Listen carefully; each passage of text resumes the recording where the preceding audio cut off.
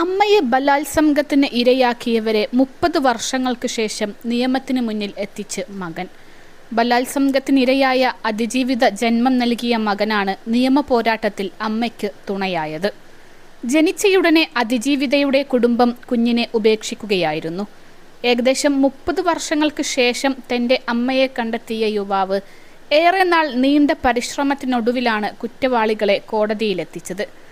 1994 1996 ഇടയിൽ 12-ാം വയസ്സിലാണ് യുവാവിൻ്റെ അമ്മ പലതവണ ബലാത്സംഗത്തിന് ഇരയായത്. സംഭവത്തിൽ കുറ്റവാളികളെന്ന് കണ്ടെത്തിയ മുഹമ്മദ് റാസിക്കും ഹസൻ നഖിയക്കും 2024 മെയ് 20 ഷാജഹാൻപൂർ സെഷൻസ് കോടതി 10 വർഷം കഠിന തടവും 10,000 രൂപ വീതം പിഴയും വിധിച്ചു. 30 വർഷങ്ങൾക്ക് മുൻപാണ് കേസിനാസ്പദമായ സംഭവം നടക്കുന്നത്.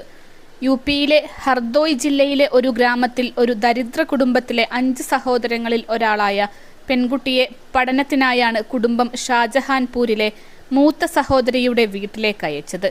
തൻ്റെ സഹോദരിയും അവരുടെ ഭർത്താവും വീട്ടിൽ ഇല്ലാത്ത സമയത്തായിരുന്നു അവൾ പലതവണ ക്രൂര ബലാത്സംഗത്തിനിരയായത്. സഹോദരി ഭർത്താവ് വനം വകുപ്പ് ഉദ്യോഗസ്ഥനും സഹോദരി സ്കൂൾ ടീച്ചറുമായിരുന്നു. ഞാൻ 1993 ഷാജഹാൻപൂരിൽ എത്തി. എൻ്റെ സഹോദരി എനിക്കായി വാങ്ങിയ പുതിയ ബാഗും വെള്ളക്കുപ്പിയും സൈക്കിളുമായി ഞാൻ സന്തോഷത്തോടെ പുതിയ സ്കൂളിൽ ചേർന്നു.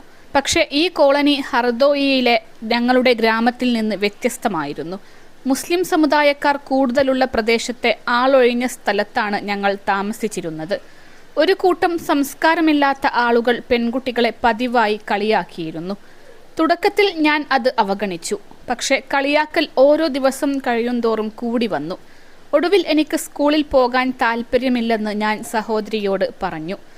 ആശങ്കാകുലരായ എൻ്റെ സഹോദരിയും ഭർത്താവും സ്കൂൾ അധികൃതരോട് അന്വേഷിച്ചപ്പോൾ സ്കൂളിൽ പ്രശ്നങ്ങൾ ഒന്നും ഇല്ലെന്ന് അവർ പറഞ്ഞു. ഒടുവിൽ ആൺകുട്ടികൾ തന്നെ പിന്തുടരാൻ തുടങ്ങിയത് സ്ഥിതി കൂടുതൽ വഷളാക്കിയെന്നും രക്ഷപ്പെടാൻ ഒളിക്കേണ്ടി വന്ന സമയങ്ങളുണ്ടായിരുന്നുവെന്നും അതിജീവിത പറയുന്നു.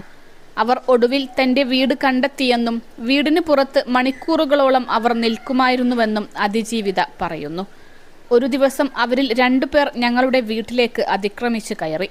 ഞാൻ വാതിൽ തുറന്നപ്പോൾ അവർ എന്നെ അകത്തേക്ക് തള്ളിയിട്ടു. എന്നെ എന്താണ് സംഭവിക്കുന്നതെന്ന് എനിക്ക് മനസ്സിലാക്കാൻ കഴിഞ്ഞില്ല. ശേഷം ഈ സംഭവങ്ങൾ ഞാൻ ആരോടെങ്കിലും പറഞ്ഞാൽ എൻ്റെ സഹോദരിയെയും ഭർത്താവിനെയും കൊല്ലുമെന്ന് ഭീഷണിപ്പെടുത്തിയ ശേഷം അവർ വീട്ടിൽ നിന്ന് പോയി. ആരോടും ഒന്നും പറഞ്ഞില്ലെങ്കിലും ഈ സംഭവങ്ങൾ എൻ്റെ ജീവിതത്തിലുടനീളം എന്നെ വേട്ടയാടാൻ പോകുന്ന ഒരു യാഥാർത്ഥ്യമാണെന്ന് അന്ന് ഞാൻ തിരിച്ചറിഞ്ഞില്ല, അവൾ പറഞ്ഞു. പിന്നീട് ആരും ഇല്ലാത്തപ്പോൾ അവർ 2 പേരും പലതവണ വീട്ടിൽ വന്ന് എന്നെ ഉപദ്രവിച്ചു. എനിക്കെൻ്റെ സഹോദരിയോടും അമ്മയോടും പറയണമെന്നുണ്ടായിരുന്നു, പക്ഷേ പറഞ്ഞില്ല. തുടർന്ന് ഒരു ദിവസം ഞാൻ രോഗബാധിതയായി. എൻ്റെ സഹോദരി എന്നെ ഒരു ഡോക്ടറുടെ അടുത്തേക്ക് കൊണ്ടുപോയപ്പോഴാണ് ഞാൻ ഗർഭിണിയാണെന്ന വിവരം സ്ഥിരീകരിക്കപ്പെട്ടത്. ആ പ്രായത്തിൽ അതിൻ്റെ അർത്ഥം എന്താണെന്ന് പോലും അറിയാത്ത എനിക്ക് വീട്ടുകാരുടെ പരിഭ്രാന്തി എന്തിനാണെന്ന് മനസ്സിലായില്ല. അപ്പോഴും ഞാൻ ആരോടും ഒന്നും പറഞ്ഞില്ല. പക്ഷെ ഒടുവിൽ എല്ലാം അമ്മയോട് പറഞ്ഞു. സഹോദരിയും അവളുടെ ഭർത്താവും ചേർന്ന് എന്നെ ഉപദ്രവിച്ച 2 പേരെയും കണ്ടെത്തി. എന്നാൽ പോലീസിനെ സമീപിച്ചാൽ കൊല്ലുമെന്ന് അവർ ഭീഷണിപ്പെടുത്തി. അന്ന് രാത്രി എൻ്റെ സഹോദരി വീടൊഴിഞ്ഞു. ഞങ്ങൾ മറ്റൊരു നഗരത്തിലേക്ക് പോയി. ഒടുവിൽ ഞാൻ ഒരു കുട്ടിക്ക് ജന്മം നൽകി. പക്ഷെ എനിക്കവനെ കാണാൻ കഴിഞ്ഞില്ല. ബോധം വന്നപ്പോൾ ഇക്കാര്യങ്ങൾ ഒന്നും ഒരിക്കലും ആരോടും പറയരുതെന്ന് അമ്മ പറഞ്ഞു. സംഭവത്തെക്കുറിച്ച് ഞാൻ ഒരക്ഷരം പറയുകയോ കുഞ്ഞിനെക്കുറിച്ച് ചോദിക്കുകയോ ചെയ്താൽ കുടുംബം മുഴുവൻ ജീവനെടുക്കുമെന്നും അമ്മ പറഞ്ഞു. എനിക്ക് വെറും 12 വയസ്സായിരുന്നു.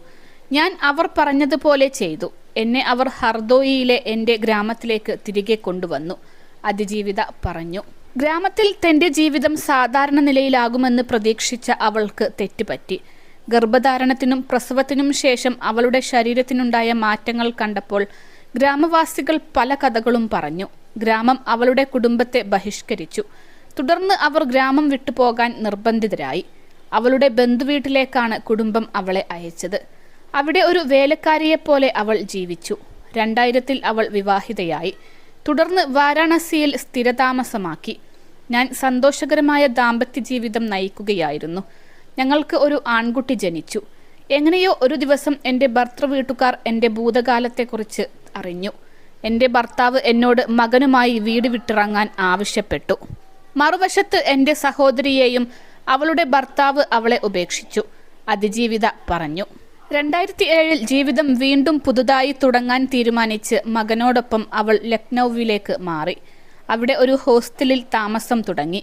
ചെറിയ ചില ജോലികൾ ചെയ്ത് ജീവിതം മുന്നോട്ട് കൊണ്ടുപോയി. ഒരു ദിവസം ഒരു ആൺകുട്ടി എന്നെ സമീപിച്ചു. കുടുംബം ഉപേക്ഷിച്ച എൻ്റെ മകനാണ് അവനെന്ന് പറഞ്ഞപ്പോൾ ഞാൻ നടുങ്ങിപ്പോയി.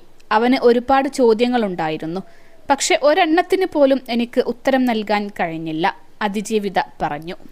ശേഷം 2 ആൺമക്കൾക്കൊപ്പം അവൾ ഒരുമിച്ച് ജീവിക്കാൻ തുടങ്ങി. അപ്പോഴും മൂത്ത മകൻ്റെ ചോദ്യങ്ങൾക്ക് ഉത്തരം നൽകാൻ അവൾക്ക് കഴിഞ്ഞില്ല. പലവട്ടം ആ ചോദ്യങ്ങൾ ഞാൻ ഒഴിവാക്കാൻ ശ്രമിച്ചു. പക്ഷേ 2019 അവൻ്റെ പിതാവിൻ്റെ പേര് പറഞ്ഞില്ലെങ്കിൽ ജീവിതം അവസാനിപ്പിക്കുമെന്ന് അവൻ ഭീഷണിപ്പെടുത്തി. ഞാൻ പൊട്ടിക്കരഞ്ഞുകൊണ്ട് അവനോട് എല്ലാം പറഞ്ഞു. പക്ഷേ എന്നെ അത്ഭുതപ്പെടുത്തിക്കൊണ്ട് അവൻ കുറ്റവാളികളെ കണ്ടെത്തുമെന്നും തെറ്റ് ചെയ്തവർ ശിക്ഷ അനുഭവിക്കുമെന്ന് ഉറപ്പു നൽകുകയും ചെയ്തു. അവൻ്റെ ശക്തിയും നിശ്ചയദാർഢ്യവുമാണ് ഇത്രയും വർഷങ്ങൾക്ക് ശേഷം നീതി തേടാനുള്ള ധൈര്യം എനിക്ക് നൽകിയത്, അവർ പറഞ്ഞു. ജോലികൾ ചെയ്ത് പണം സമ്പാദിച്ച ശേഷം അമ്മയെ ഉപദ്രവിച്ചവരെ തേടി ഞങ്ങൾ ഷാജഹാൻപൂർ സന്ദർശിക്കാറുണ്ടായിരുന്നു. റാസിബായ് എന്ന പേരൊഴികെ മറ്റൊന്നും അറിയില്ലായിരുന്നു. ഞങ്ങൾ ലോക്കൽ പോലീസ് സ്റ്റേഷനിൽ നിന്ന് സഹായം തേടി. പക്ഷെ പ്രതികളുടെ പേരുവിവരങ്ങൾ അറിയാത്തതിനാൽ ഞങ്ങളെ സഹായിക്കാൻ കഴിയില്ലെന്ന് പോലീസ് പറഞ്ഞു. ഞങ്ങൾ റാസിബായിയുടെ ദുബായിലുള്ള ബന്ധുക്കളാണെന്നും അദ്ദേഹത്തെ കാണാൻ ആഗ്രഹിക്കുന്നുവെന്നും പറഞ്ഞ് കോളനികളിലെ ചിലർക്ക് ഞങ്ങളുടെ ഫോൺ നമ്പർ നൽകി മടങ്ങുകയായിരുന്നു. 2 വർഷത്തോളം തിരച്ചിൽ തുടർന്നു. ഒരു ദിവസം ഒരു ഫോൺ കോൾ വന്നു. മറുവശത്ത് റാസിബായി ആയിരുന്നു. അമ്മയായിരുന്നു ഫോണിൽ അയാളോട് സംസാരിച്ചത്. ശേഷം ഫോൺ നമ്പർ പോലീസിന് കൈമാറി, മകൻ പറഞ്ഞു. 2021 മാർച്ച് 4 റാസിബായിക്കും സഹോദരനുമെതിരെ പോലീസ് FIR ഫയൽ ചെയ്തതായി ഷാജഹാൻപൂരിലെ സെഷൻസ് കോടതിയിൽ അതിജീവിതയ്ക്കായി ഹാജരായ അഭിഭാഷകൻ മുത്താർ ഖാൻ പറഞ്ഞു. 2022 ഓഗസ്റ്റിൽ ഗുഡ്ഡു ഹസൻ എന്ന മുഹമ്മദ് റാസിയെ UP പോലീസ് അറസ്റ്റ് ചെയ്തു.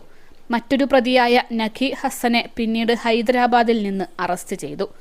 വിചാരണവേളയിൽ സാക്ഷികളുടെ അഭാവവും പ്രസവം നടത്തിയ ഡോക്ടറെ കണ്ടെത്താൻ കഴിയാതെ വന്നതും പ്രതിഭാഗത്തിന് തുണയായി എന്ന് ഖാൻ പറഞ്ഞു. പ്രതിയും അതിജീവിതയും പരസ്പര സമ്മതപ്രകാരമാണ് ശാരീരിക ബന്ധത്തിലേർപ്പെട്ടതെന്നും അവർ വാദിച്ചു. തുടർന്നാണ് DNA പരിശോധന നടത്താൻ കോടതി അനുമതി നൽകിയത്. ശേഷം മകന്റെ രക്തസാമ്പിളും പ്രതികളിൽ നിന്നെടുത്ത സാമ്പിളും ലാബിലേക്ക് അയച്ച് പരിശോധിച്ചു. 2022 ഏപ്രിലിൽ DNA ഫലങ്ങൾ അതിജീവിതയ്ക്ക് അനുകൂലമായി വന്നു. തുടർന്ന് IPC സെക്ഷൻ 376 പ്രകാരം ബലാത്സംഗത്തിന് ഇരുവർക്കും ശിക്ഷ വിധിച്ചതായി ഷാജഹാൻപൂർ പോലീസ് സൂപ്രണ്ട് അശോക് കുമാർ മീണ പറഞ്ഞു. കുറ്റകൃത്യം ചെയ്യുമ്പോൾ 25ഉം 22ഉം വയസ്സുണ്ടായിരുന്ന 2 പ്രതികൾക്ക് ഇപ്പോൾ 55ഉം 52ഉം വയസ്സുണ്ട്. അതിജീവിതയ്ക്ക് ഇപ്പോൾ 42 വയസ്സും.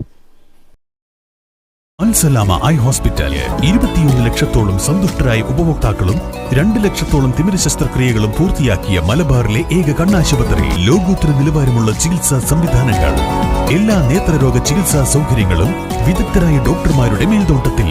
Al Salama eye hospital, hospital road, Perinthalmanna.